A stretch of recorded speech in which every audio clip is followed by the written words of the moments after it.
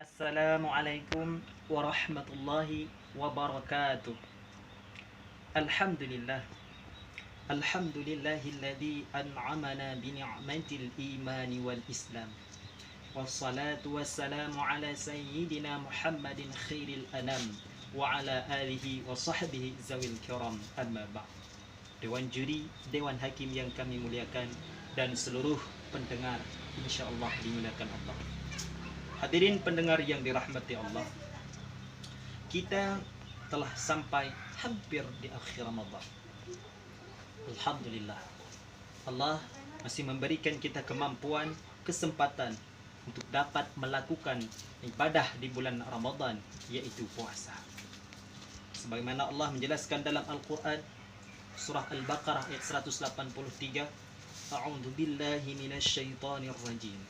Ya ayyuhalladzina amanu kutiba alaikumus syiyam kama kutiba alal ladzina min qablikum la'allakum tattaqun.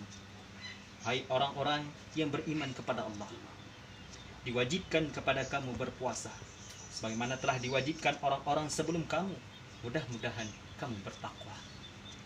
Hadirin pendengar insyaallah dimuliakan Allah, Ramadan tahun ini berbeda dengan Ramadan yang telah lalu. Selain Allah menguji kita dengan kesabaran dan ketakwaan dalam melakukan ibadah kepadanya, Ramadan tahun ini Allah juga menguji kita dengan kesabaran dan ketabahan. Kenapa demikian?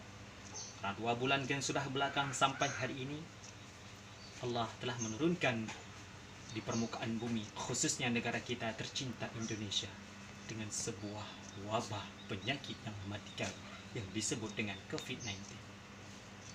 Hadirin pendengar insyaallah dimuliakan Allah, kenapa Allah memberikan penyakit ini kepada kita? Jawaban yang pertama, Allah tahu kita mampu untuk dapat mengatasinya. Allah tahu kita mampu untuk menghadapinya. Karena Allah ketika memberikan sebuah ujian, cobaan, rintangan kepada seluruh hambanya, tidak melebihi batas kemampuan yang dimiliki oleh hambanya. Jawaban yang kedua, karena Allah ingin kita dekat dengannya. Sebagaimana Allah jelaskan dalam Al-Quran surah Al-Mulk ayat kedua, Alladzi khalaqal mauta wal hayata liyabluwakum ayyukum ahsanu amala. Allah yang telah menciptakan kematian, dalam bahasa kita sebuah kesedihan dan juga musibah. Dan Allah juga telah menciptakan kehidupan, dalam bahasa kita yaitu sebuah kebahagiaan dan kesenangan. Untuk apa? Untuk menguji kamu. Siapa di antara kamu yang lebih baik amal? Siapa di antara kamu yang bertambah baik amalnya? Hadirin pendengar insyaallah dimuliakan Allah,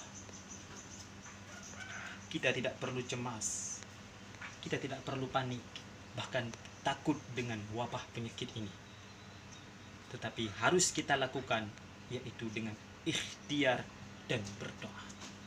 Ikhtiar dunia, mengikuti himbauan daripada Kemenkes Republik Indonesia yang mengatakan bahwa kita harus rajin mencuci tangan dengan sabun, mengkonsumsi makanan yang berserat vitamin, menjaga pola makanan yang sehat, hidup yang sehat, menjauhi tempat keramaian, dan yang terpenting dilarang mudik. Adapun ikhtiar akhirat, yaitu tambahkanlah kuatmu beribadah kepada Allah, zikirmu kepada Allah, selawatmu kepada Rasulullah. Insyaallah dengan mengingat kita akan selamat.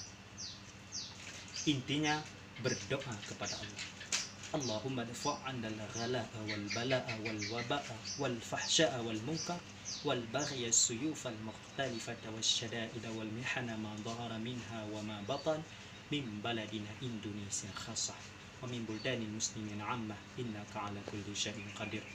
Mudah-mudahan Allah cepat mengangkat seluruh penyakit ini, wabah yang kecil ini di seluruh permukaan bumi, khususnya negara kita tercinta ini.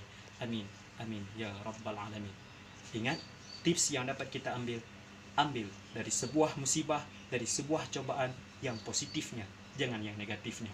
Allah ingin kita dekat dengannya, dan yang kedua, Allah menguji kita, jangan ambil daripada negatifnya. Mungkin hanya ini yang dapat kami sampaikan. Jika terdapat kekurangan dalam penyampaian, mohon banyak dipermaafkan.